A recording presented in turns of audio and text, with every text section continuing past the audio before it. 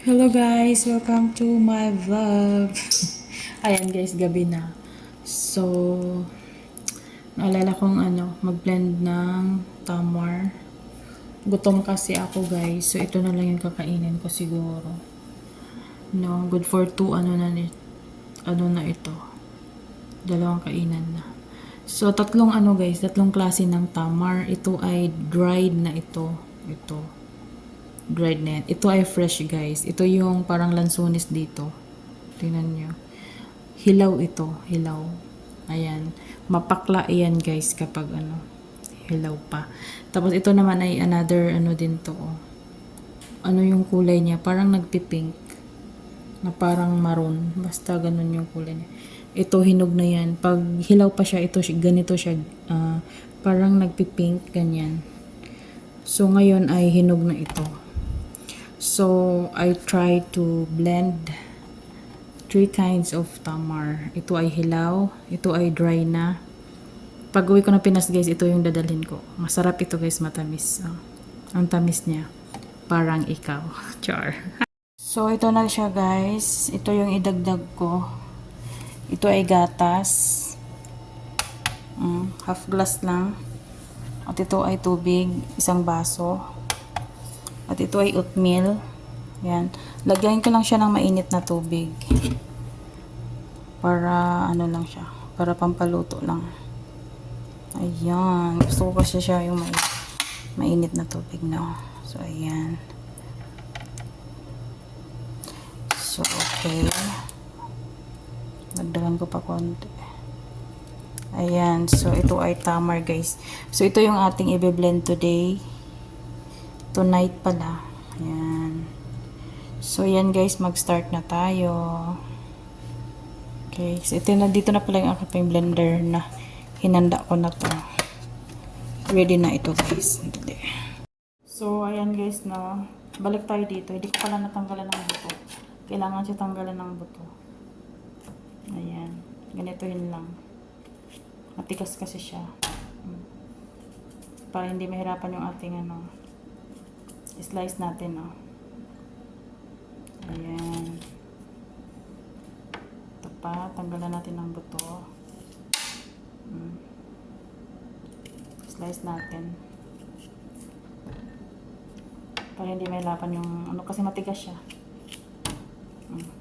Matigas siya guys. So, kailangan natin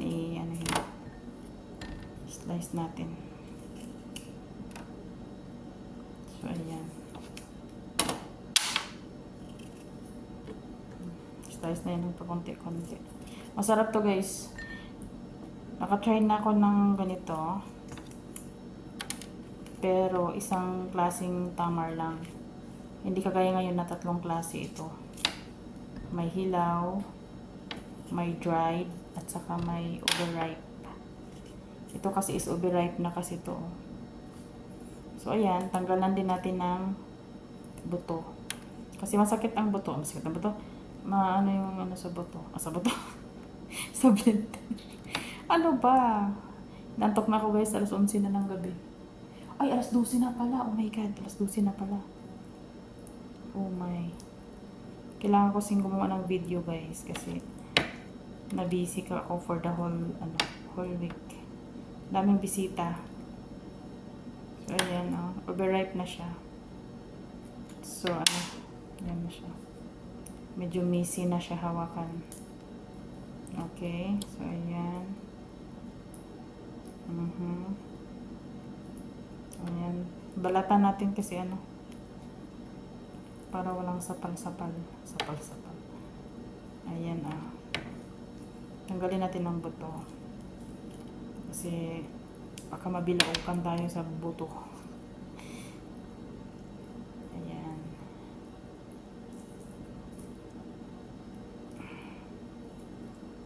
Hirap. Tigas siya. Dito tanggalin natin yung balatan natin.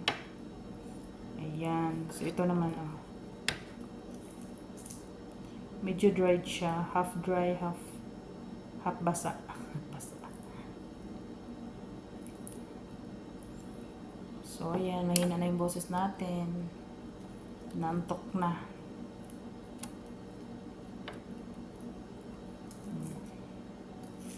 Balat-balat lang guys, balat-balat.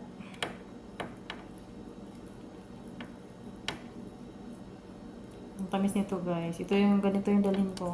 May naka-reserve na ako dyan, 2 karton. Yun ang dalhin ko pag uwi. Yung ganito oh.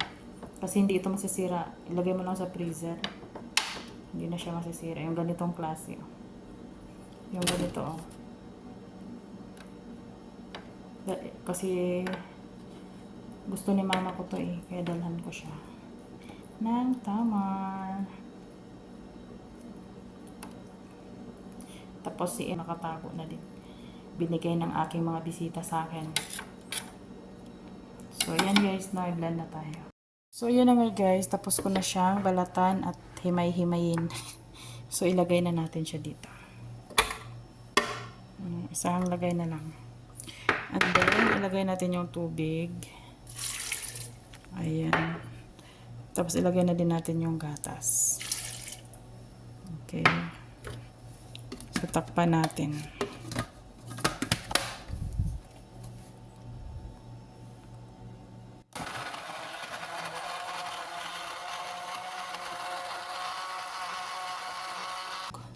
Okay. So, ayan. Oh, nahulog siya. Very good. So, ayan. Lagay na natin yung oatmeal natin. Okay. So, ayan.